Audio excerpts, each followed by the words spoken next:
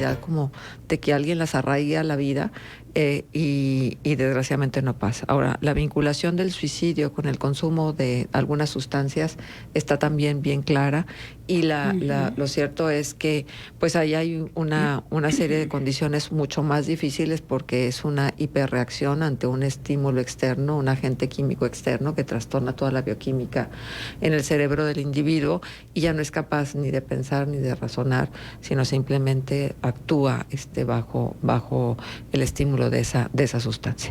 Entonces, ha habido suicidios de niños, que esto a mí me duele mucho.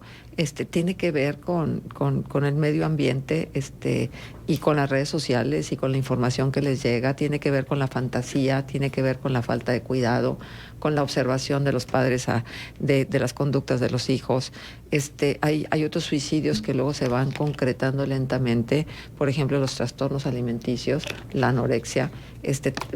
Bueno, finalmente te lleva a un estado tal de una vulnerabilidad absoluta donde puedes perder la vida. Bueno, pero de esto los expertos serán los que nos hablen de ello. Está con nosotros Ana María Domínguez, tanatóloga. Gracias por estar con nosotros. Gracias por la invitación. Muchas gracias a ti, Ana María. Y está con nosotros nuestro querido amigo de tantos años, de tantas batallas, Gerardo Ávila, psicólogo, maestro. Gracias, Gerardo, por Muchas gracias, Marcela. Gracias a tu público. De veras, un placer. No sabes tú cómo agradezco esto. Y si quieren, para arrancar, vamos a escuchar esta cápsula que produjo Liliana Rincón, la cápsula del suicidio. No recuerdo. ¿Vamos a la pausa y luego regresamos o qué? Sí, no te preocupes, Gerardo. Si la tenemos por ahí a la mano, perfecto. Y si no, arrancamos con el tema aquí mismo, porque hay mucho de qué hablar.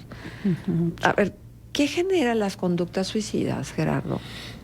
Pues obviamente es un rompimiento con una parte de la realidad. O sea, nosotros podemos ver que desde el inicio de la vida las personas estamos sujetas a una relación que lo que promueve es un vínculo fuerte, un arraigo con la esperanza, un desarrollo de una visión de futuro.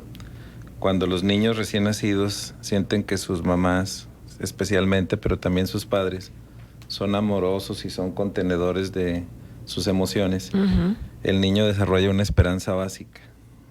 Cuando entre el primer año de vida del niño no se desarrolla este sentimiento de esperanza y confianza básica,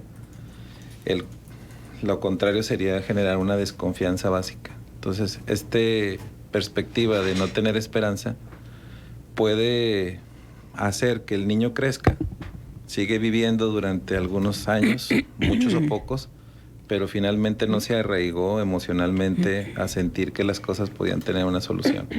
Entonces, hay muchos autores que coinciden, primero en la teoría psicoanalítica, pero también en otras teorías, acerca de que las personas que desarrollan depresión, desde el punto de vista psicológico, porque hay otras explicaciones bioquímicas, pues estarían teniendo un conflicto o una falla en el desarrollo de esta confianza básica. ¿Y qué pasa con esa desesperanza? Que cuando hay una situación de crisis, un movimiento en el futuro que no permite que la persona asimile una impresión, una situación de vida complicada, algún accidente, una enfermedad, una situación donde se rompe con alguna pareja o se vive una situación que es difícil de asimilar, pues la persona puede tomar una decisión sumamente grave. Es la vuelta del instinto o del impulso contra nosotros mismos. La forma de agresión más grave que puede existir. Ni siquiera el homicidio es tan complejo en la parte emocional como lo que sería el suicidio, porque la persona rompe con la realidad antes de tomar una decisión fatal. Muy bien. Déjenme ir a las cápsulas, me parece importante porque nos habla de las estadísticas, de los antecedentes y para que dimensionemos en todo lo que cabe el tamaño del problema. Vamos a escuchar a Liliana Rincón con los datos de Coahuila. Dura por ahí esta capsulita como unos 4 minutos, entonces vamos a escucharla, creo que viene bien. Luego vamos a la pausa comercial, regresamos y escuchamos qué pasa con Durango y continuamos con el tema. El suicidio es un problema de salud pública, resaltó Daniel Iván Liesa Cepeda, psicólogo adscrito a la Unidad de Control y Gestión de la Fiscalía de Investigaciones Especializadas, así como la atención a víctimas y testigos. En el mundo, el año pasado, se registraron 700,000 suicidios, es decir, uno cada 40 segundos, mientras que en nuestro país, solo en 2022, 8,237 personas se quitaron la vida. El 81.4% fueron hombres y el 18.6% mujeres. Esta cifra supone que la tasa de suicidios en México es de 6.4 por cada 100,000 habitantes. En Coahuila, desde enero y hasta el 27 de agosto de este año, se registraron 248 casos. Durante el año pasado sumaron 303. En 2021, 281 y en 2020, 283, de acuerdo con información de la Fiscalía General del Estado. El especialista comparte las siguientes señales de alerta: tener conductas y pensamientos sobre morir, hacerse daño o la manifestación abierta de la idea de quitarse la vida. Actos de preparación como empezar a despedirse de seres queridos o encontrar hogar para sus mascotas. La autolesión, donde la persona se causa daño físicamente a propósito.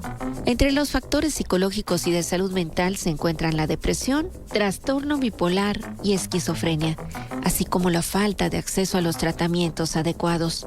En los económicos destaca el desempleo, pobreza y falta de oportunidades educativas. Además, añadió los factores ambientales, entre los que se enlistan eventos traumáticos, pérdida, abuso o violencia, influencia de comportamientos suicidas en medios y relaciones personales. Entre los factores de protección para evitar que las personas se quiten la vida están la información, habilidades de resolución de problemas y una red de apoyo social sólida.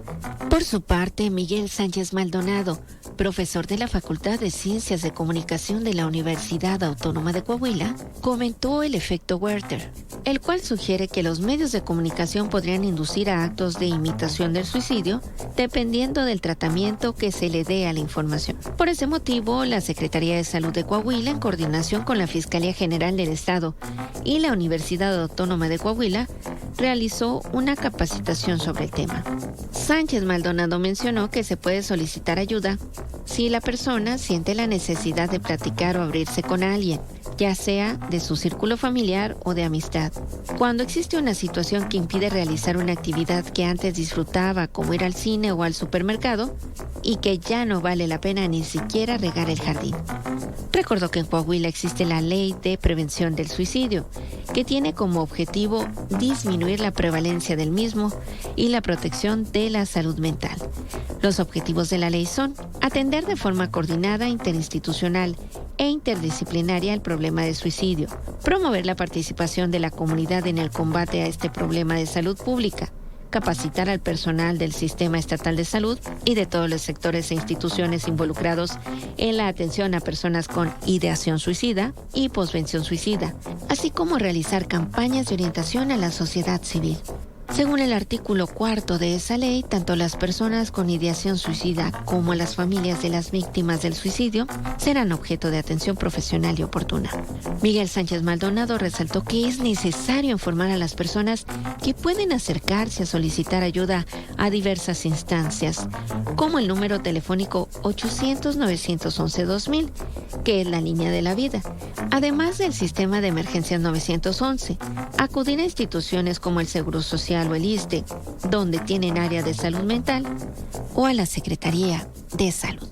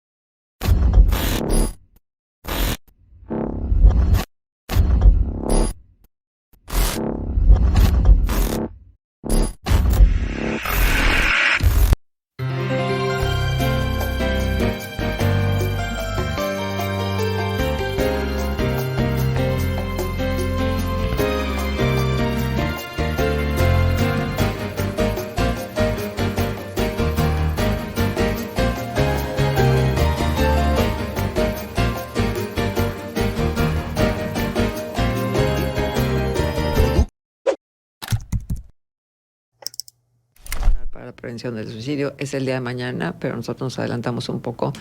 Sí, muy, muy sensibilizados por el tema, muy preocupados y muy dolidos, ¿no? de lo que significa esta vorágine de vida que nos está tocando vivir. Yo no sé si en otros momentos de la historia de la humanidad se repetía este sinsentido de vida, esta falta de motivación, esta tristeza profunda que hace que la gente no quiera vivir más, que no le encuentre color a la vida, que lo vea como un túnel largo, negro y oscuro, del cual nunca se encuentra la salida, y que eso luego propicie precisamente el atentar contra la vida. Ustedes tenían, a propósito de la estadística que Liliana nos compartía, que me quedo horrorizada, en este mismo momento que nosotros estamos platicando, hay alguien que se está suicidando. Cada 40 segundos hay un suicidio.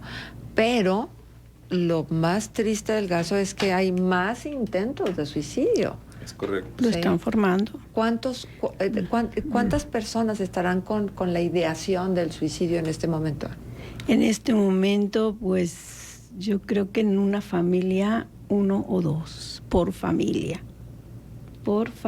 Y por desgracia, son más niños. El niño y en adulto mayor es donde se ve más frecuente. En adulto mayor no lo vas a ver colgado o tirado, simplemente ellos se dejan morir. Dejarse morir es dejar de comer. Olvidarse de ellos. ¿Por qué? Porque sienten que ya no son indispensables en la sociedad. Y también se dejan morir. El día 28 de agosto fue el Día Internacional del Adulto Mayor. Ajá.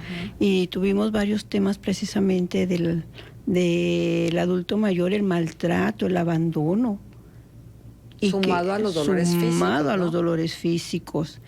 Y el sentirse que ya no son indispensables.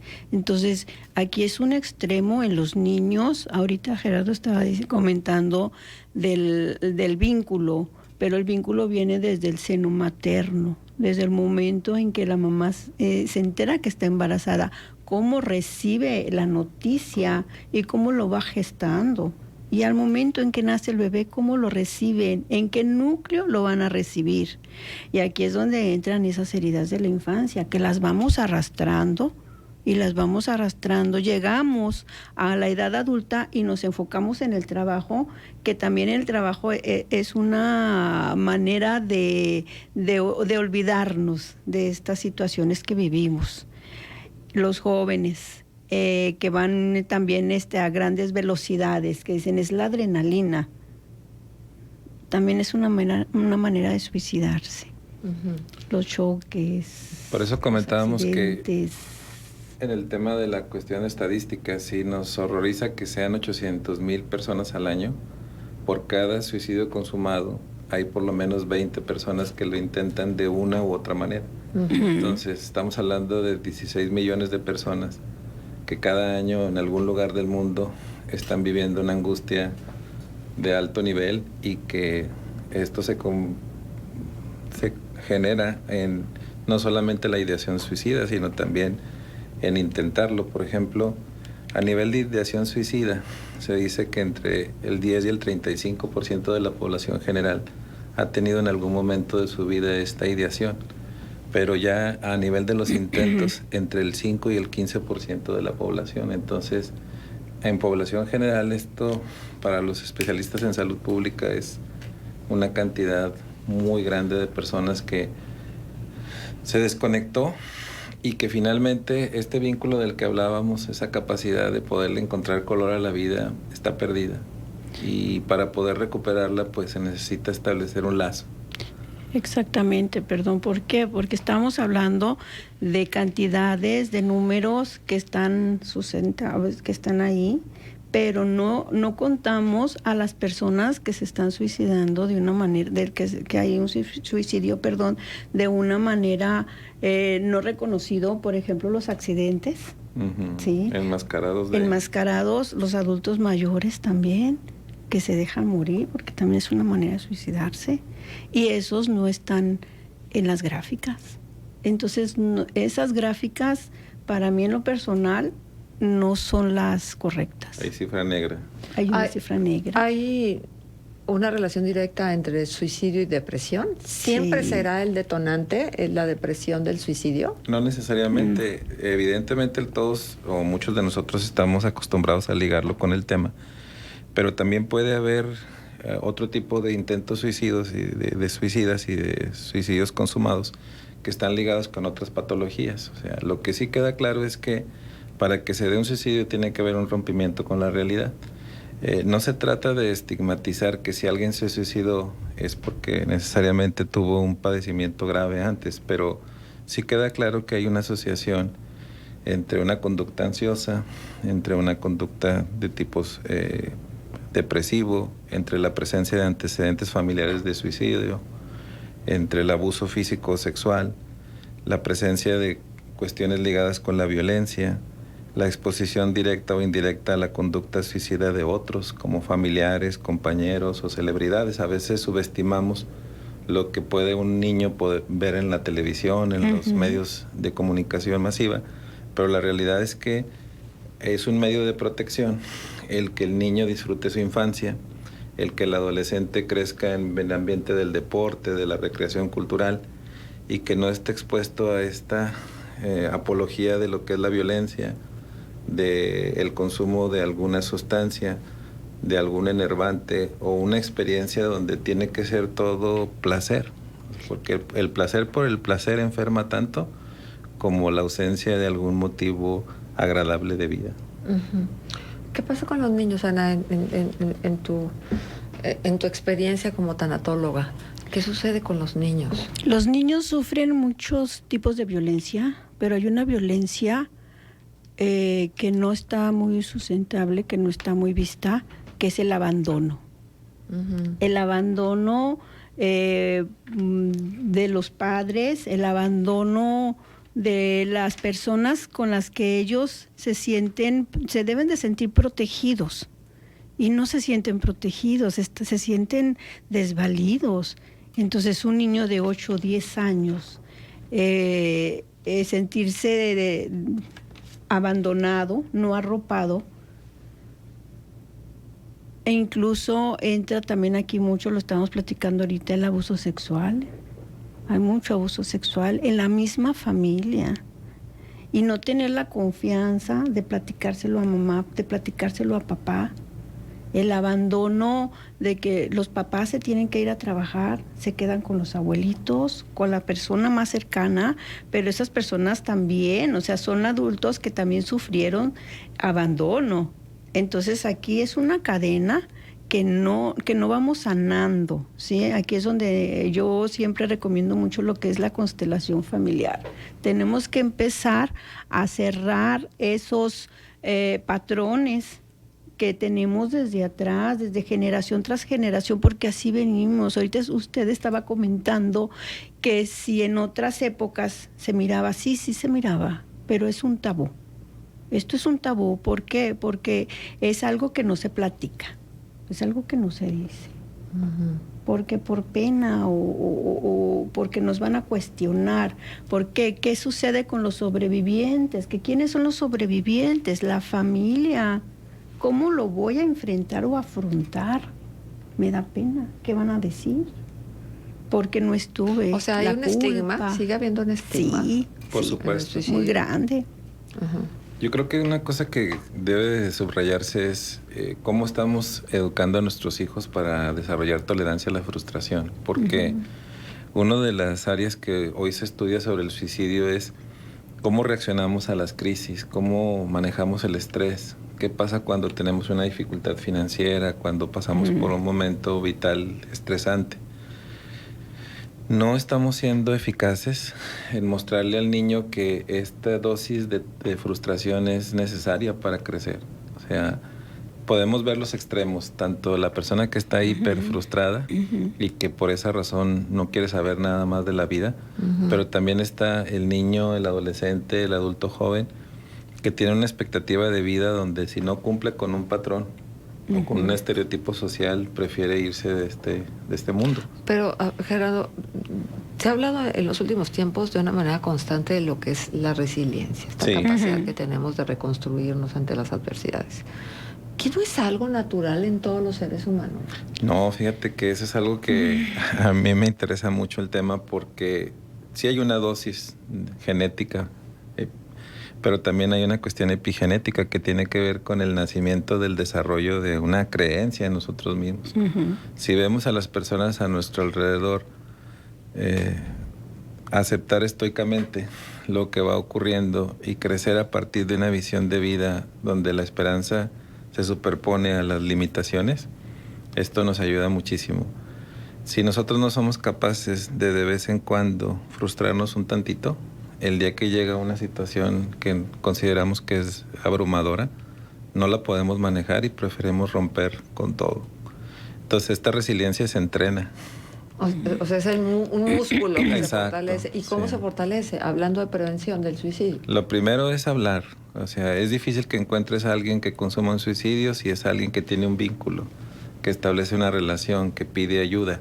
Y si no la pide de forma directa, a veces hay formas indirectas de pedir ayuda. Cuando una persona habla de querer morirse, de sentirse vacío, de sentirse atrapado, de sentir un dolor físico o emocional insoportable, son signos de alarma para que quienes estamos cerca seamos capaces de ofrecer una frase de aliento. Pero si son capaces de verbalizarlo, ¿cierto? Efectivamente, si la capacidad existe, aunque sea precaria, nosotros podemos alentarla. Porque hay quienes no Definitivamente no lo hacen. Exactamente, no lo hablan, se quedan callados, se quedan en silencio. Y esos son tal vez Los más peligrosos. más peligrosos. Pero también están las personas que hablan demasiado, que se escapan, ¿sí? Ajá. O sea, que evaden, porque son dos líneas. Y hemos visto personas que comentan, es que era muy alegre, sí, pero ¿qué traía en su corazón y en su alma? Entonces, hay dos líneas muy, muy firmes. También una de las frases que yo he escuchado mucho es, ¿para qué me tuviste? Yo no quería nacer. Esa es una frase que los jóvenes comentan mucho y no lo detectamos. O sea, ya al momento en que una persona, un hijo, te comenta esa frase, aguas. Porque algo está sucediendo. Bueno, manipulan mucho con eso. Sí, claro. Los chavos son bien inteligentes. Sí. Y entonces, cuando les pones frenos y les pones límites, o les haces un reclamo, luego es bien frecuente, ¿y para qué me trajiste al mundo? Ahí la ventaja es que como tú lo conoces, has estado con él, sabes en qué momento puedes distinguir esa diferencia. Cuando el hijo no tiene un vínculo significativo con su padre, entonces no sabes con quién estás hablando. Ya. Esa es la diferencia. Ahorita que se hablaba de la persona que está en una manía, lo más conocido que se ha popularizado y mal utilizado es el tema de la bipolaridad. Exacto. Pues hay muchas defensas maníacas, ¿no? Exactamente. Cuando nosotros no podemos manejar una angustia, somos capaces de decir mucho sin decir nada de sustancia, ¿no?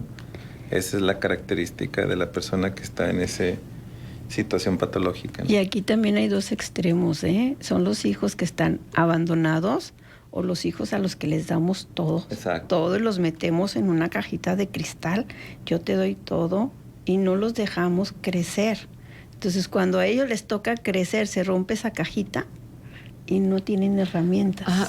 ¿Cuál es la opinión que tienen ustedes? Porque yo he visto con mucha preocupación a un montón de influencers, TikTokers y estas cosas, que luego con el ánimo de sacar la mejor fotografía o de documentar la mejor de las experiencias, ponen en riesgo su vida y cómo han muerto. Es correcto. Por tomarse una fotografía.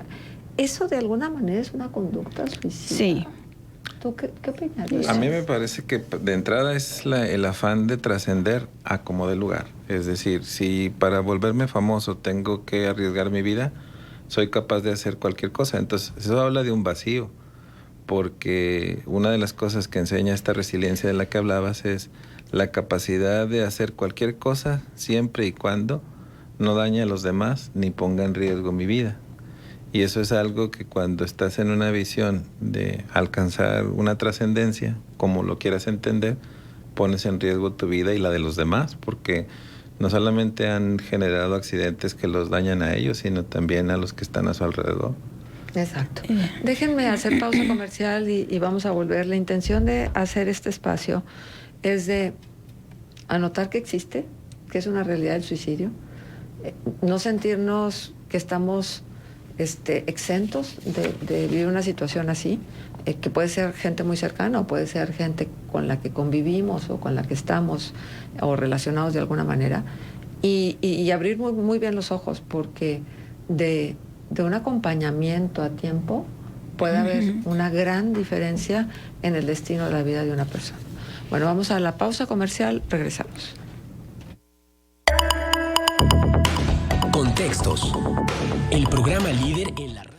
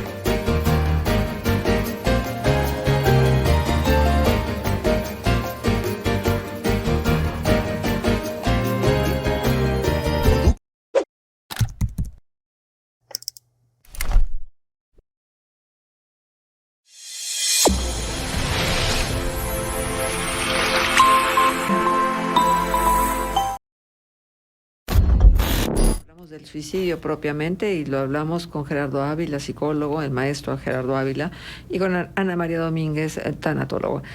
Permítanme, por favor, vamos a escuchar qué pasa en la laguna de Durango en relación a Durango, pues, con el hecho del suicidio. En el estado de Durango, la Dirección General de Epidemiología de la Secretaría de Salud Federal refiere que en lo que va de 2023 se han contabilizado 118 casos de personas con lesión autoinfligida intencionalmente, intento de suicidio, además de otras 74 personas con otros síntomas y signos que involucran el estado emocional, es decir, la ideación suicida, datos con corte al 26 de agosto. Por su parte, la Fiscalía General del Estado de Durango ha tomado conocimiento de 128 suicidios en el periodo del 1 de enero al 5 de septiembre de 2023. En el reciente estudio publicado el viernes 8 de septiembre, a propósito del Día Internacional para la Prevención del Suicidio, el Consejo Cívico de las Instituciones Laguna advierte que en Durango han ocurrido más suicidios que homicidios, ya que en el periodo del 2015 al 2022, el número de estos hechos se ha incrementado un 35%, llegando prácticamente a 1 cada 2 días. Asimismo, según las estadísticas del INEGI sobre mortalidad, Los suicidios son la segunda causa de muerte en jóvenes de 15 a 29 años en Durango, solo superado por el tema de accidentes. Al respecto, la encargada de la Subdirección de Epidemiología del Instituto de Salud Mental de Durango y encargada del Programa Estatal de la Prevención del Suicidio, detalló que el Comité Estatal para la Prevención del Suicidio, el cual está integrado por 52 instituciones, actualmente trabajan en los temas de prevención, la intervención en crisis y el tema de guardianes de vida, el cual está enfocado en la población en riesgo, que sería de 15 a 29 años. Como sabemos, el suicidio es multifactorial, por lo que debemos atacarlo desde distintos ángulos y la prevención no nada más se centra en la salud mental. La funcionaria añadió que en la página del instituto se cuenta con un directorio de atención en salud mental que registra todas las instituciones en donde se brinda atención en la materia. Están teléfonos, direcciones, requisitos, en dado caso de que alguna persona cuente con los síntomas, y son estas pequeñas acciones que van sumando a la prevención del suicidio. Le agradezco a Mayela Ávila los datos, a Valeria Guiñón la voz. A mí me parece muy interesante. Pero quiero preguntarles algo a nuestros invitados. Están en el estudio Ana María Domínguez, tanatóloga, y Gerardo Ávila, el maestro Gerardo Ávila, psicólogo. Quiero preguntarles algo. ¿La manera en el intento del suicidio hace diferencia en la contundencia de la idea suicida? Es correcto. Y realmente, ¿por qué a veces tanta violencia hacia sí mismo? Porque la manera de suicidarse es distinta, ¿no? Y la interpretación de lo que tú pudieras hacer del hecho es también distinta, ¿no? Ana María lo comentaba hace un momento de forma muy atinada. Sigue un patrón.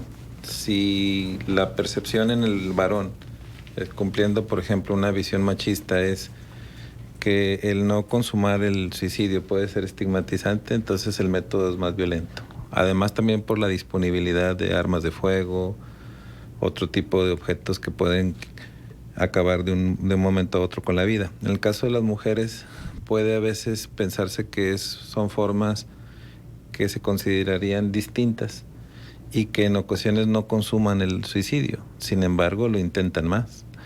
Y esta forma de violencia, sea a través de un agente químico, una sustancia, de todas maneras de suyo es muy violenta, porque aunque la persona no se muera, las secuelas que le pueden quedar de haber tomado raticida, consumir algún medicamento, pueden tener efectos días, semanas, meses o años. O años, exactamente. Entonces, cuando alguien, por ejemplo, se encuentra con un agente químico, el hecho de que se queme en el esófago es algo tremendo, que puede ser terrible y que no está dimensionado por quien lo intenta.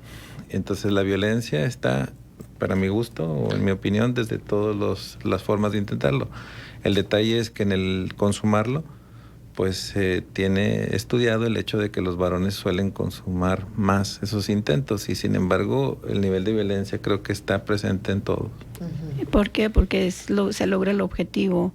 Ahora, la manera también es lo que siente la persona en ese momento, ¿sí? Si está enojado, si está deprimido, bueno, obvio está deprimido, ¿verdad? Pero si está en un estado de desesperanza, es la palabra, de desesperanza. Pero también eso de que es agresivo de la manera que sea. Porque en los hospitales pues está lleno de personas con secuelas por suicidio. Por intentos de suicidio. Ajá.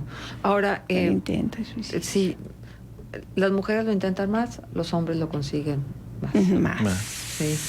No hay un poquito de voltéenme a ver en el intento que se sabe que no será suficiente para terminar con la vida, sí, porque luego a lo mejor se toman 10 paracetamales y lo único que va a pasar es que tienen que hacerse un lavado para evitar la gastritis tan tremenda que les van a dar. Esa es una muy buena pregunta porque a nosotros nos cuestionan frecuente que si lo que hizo el hijo o la hija era una manera de llamar la atención.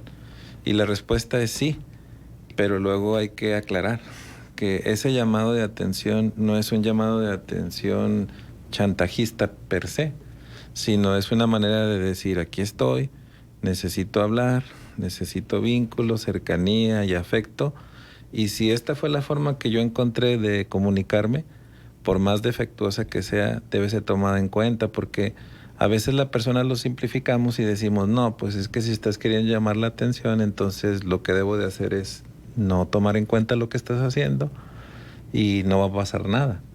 Como una manera de decir, enfréntate, responsabilízate, y lo que no estamos tomando en cuenta es que es ahora sí que un mensaje urgente. Eso sería y eso se ve mucho en los jóvenes, en los niños, sí, porque ellos, la mayoría o todos llegan con que tomaron pastillas, entonces ahí sí es, voltea a verme, aquí estoy, mamá, te necesito. Ahí sí se ve. En los adultos, no, ya los adultos ya está la ideación formada, y en los niños no, los niños es, te estoy hablando. ¿Qué pasa con las familias? Porque hablamos del suicida, pero hablamos cómo se quiebran las familias. Porque yo supongo que luego se queda como esta sensación de quién no hizo qué a favor de culpa de quien se fue. Es correcto. Sí. O sea, ¿qué tipo de heridas se provocaron en esa persona y qué responsabilidad tienen los más cercanos a ellos y a ellas? Que siempre transferimos responsabilidades, ¿verdad? Siempre pensamos que el otro fue el que tuvo la culpa, no necesariamente yo. Pero ¿se puede hablar de culpables? Se sienten culpables. Pero no son los culpables. No son culpables, se sienten culpables. Yo creo que habría que aclarar un punto. Por ejemplo, se habla de la prevención, se habla de la intervención, pero también habría que hablar de la posvención. ¿Qué sucede cuando alguien consumó suicidio?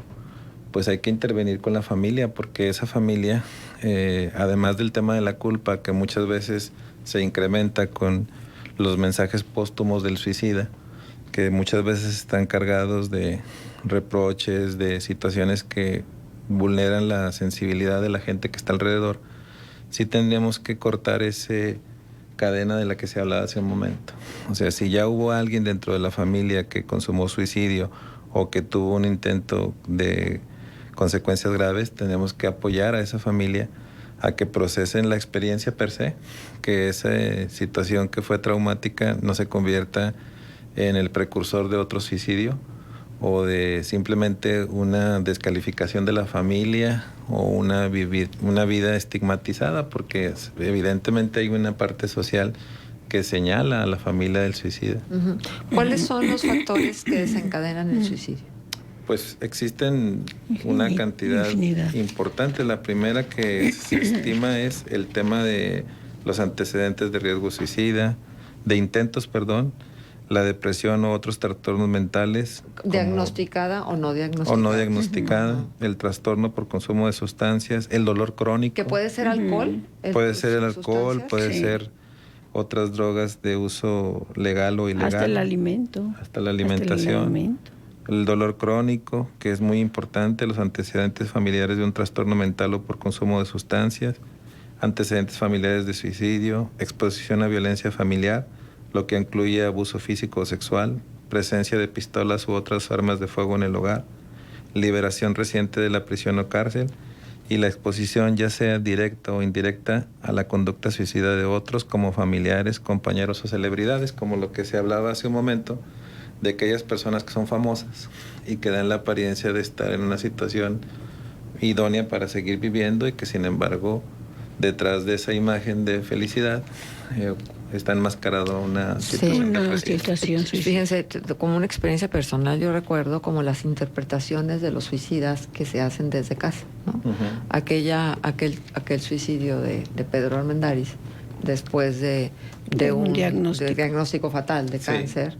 Y entonces recuerdo los comentarios de la gente que estaba por ahí, que decían, es que qué valiente, es que no quiso sufrir, es que no quiso hacer sufrir a su familia. O sea, esta parte del juicio de qué valiente o qué cobarde, porque hay unas posiciones totalmente polarizadas en torno al suicidio. ¿Qué nos dejan? ¿Qué tipo de enseñanza nos dejan? Pues como se mencionó en las cápsulas, este es un problema de salud pública, no es una cuestión de cobardía o de valentía. Ahora que tenemos estudios contundentes en la bioquímica cerebral, el hecho de que alguna sustancia esté presente o que se encuentre en exceso nos debe dar una ruta.